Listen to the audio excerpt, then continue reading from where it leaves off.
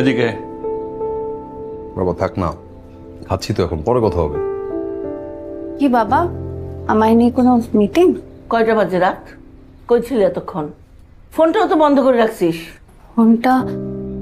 ফোনটায় না আসলে চার্জ চলে গেছিল তো, তাই বন্ধ হয়ে গেছে, খেয়াল করি নাই।